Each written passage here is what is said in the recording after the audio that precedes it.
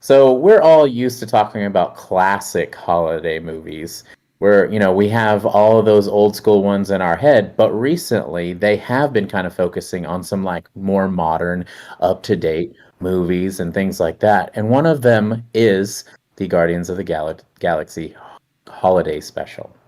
So I watched it. Did you guys watch it? Yes. Yes. Sir. I honestly didn't think Fuzz you were gonna watch it because I kind of was like, you guys into that or whatever, and then you never said anything back. So would you? Let's get Fuzz's opinion on it first. Well, first off, let's go ahead and say what is my favorite comic? Fucking Guardians of the Guardians. Galaxy. Yeah.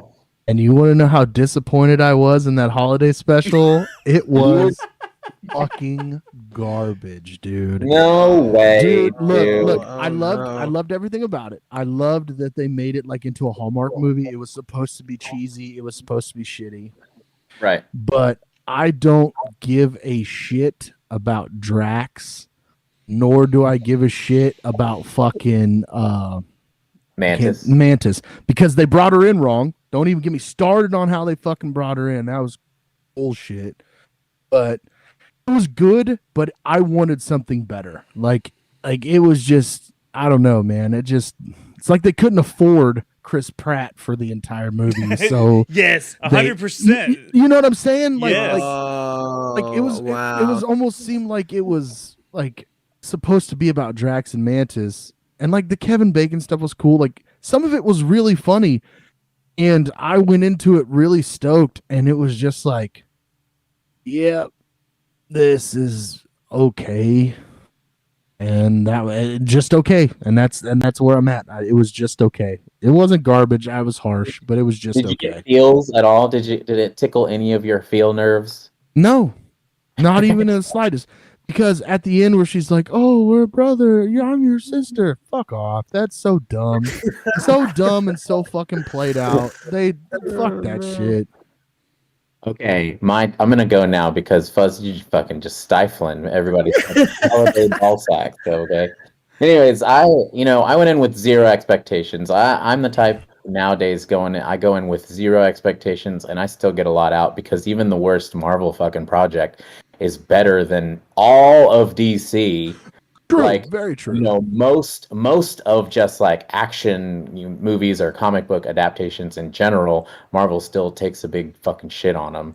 So it's like one of those things, if you expect nothing, especially whenever they're like, oh yeah, we're doing a holiday special. Oh, where'd you get the idea for that? Oh, that cheesy ass fucking bullshit Star Wars holiday special that showed off fucking Chewbacca's family and shit. Yeah, we're gonna rip off like the cheesiness of that. So I was already like, I don't have huge expectations, especially because that Star Wars holiday special back in the day that inspired this was like the fucking weirdest thing ever. Like it was awkward, and like you got to see like baby Chewbacca's, and it was like, what? Like, why are they talking about Chewbacca's like wife and shit? We never even heard about this shit in the movies. But anyways, I could be You remembering. heard about it, you just couldn't understand what he was saying. Yeah. They should have at least put some subtitles in that bitch. But like when it comes to like, I can understand what's going on because like if you got a thing about going to kidnap Kevin Bacon to give Star-Lord a present, Drax and Mantis are the only ones dumb enough to think human trafficking Because of is how a great literal idea. they are. And so, Yes. yeah. Yes. So, but yeah, I mean, I thought that it was clever that we got like these fucking aliens trying to interpret a Santa Claus song at the beginning. That And was pretty then, cool. yeah, and then we got to see Buff Groot, Buff Groot, kind of like yeah. kind of like doing his thing.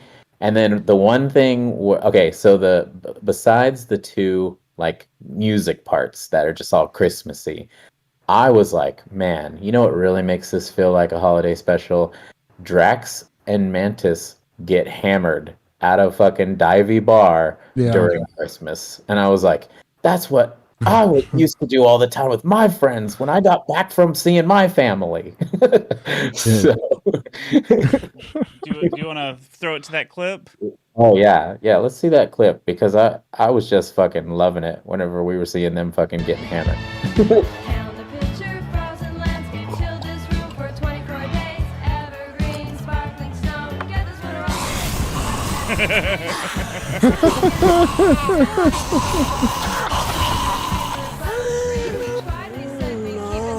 More. They get super Yeah. trash. Dude, this is Yeah, dude. Is it me or did Drax get fat? I'm just fucking. Dude, It's wait, safe to wait. say- Did you just say that he got big? Yeah. no. Oh, we could cut that, but yeah. I just wanted to see him Is take it safe a to say that it's good that alcohol, that the Marvel Universe decided that alcohol was going to have the same effect on regardless of whoever drinks it, Right. mutant or human biology? You get fucked up. Yeah, and Yeah.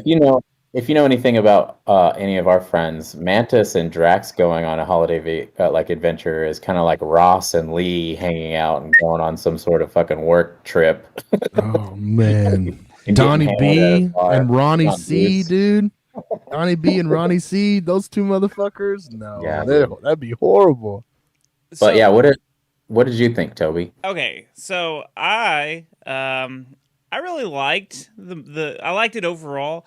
That was the first thing I noticed about Batista is he's gotten a little thicker. He's not quite as cut as he was, which is fine. But there was a very large glaring downgrade in their effects budget. I don't know if you guys noticed that too. Yeah, I Yeah. mean that's the point of them doing these like smaller, just like 45-minute long things that they're focusing on like the in-betweens. I know, You know? but like it was like you have all these huge set pieces that you're paying for. It just, I don't know. There was something about how cheap some of the stuff looked. Like how there's the part where they're jumping. Okay, here's something my 13-year-old pointed out. When they're at Kevin Bacon's house, and she's like, "How do we get over the gate?" And he throws her over. Oh, that was great. Right, but then 5 minutes then later, they're both- they're jumping super high and like Right. chasing him. So he was like, "Why didn't she jump over that?" And I was like, "Oh, you're right. Why didn't she just jump over that?" Because of the joke. I get the joke, but like it's still. But that's where I was like, "Ooh, them jumping looks really not so good." But yeah, it was fun. It was fun for Fun. 45 minutes or whatever it is. It was like Yeah. 38 minutes, honestly, like before credits started rolling. Yeah. So. It was fun for what it was. But okay, so let's hear it. Brian is the type that has like casually watched Marvel stuff here and there.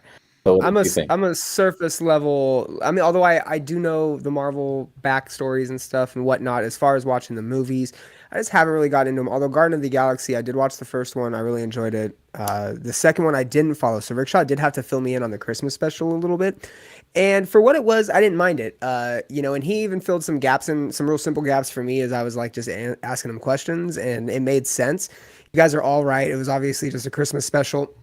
Their budget was probably pretty low, hence the effects, hence the lack of Chris Pratt, hence the overuse of just Batista and the lady that plays whoever. And so, yeah, I enjoyed it for what it was. The fact that you guys are actually picking it apart is kind of funny, because I think that as we get into the Marvel Universe extending past what was like the prime movies that we just got out of, I like this second phase better. I think that the storytelling behind it, how they have just kind of gone their own route and decided to make their own storylines and kind of blend them with the backgrounds that we're used to in the comics.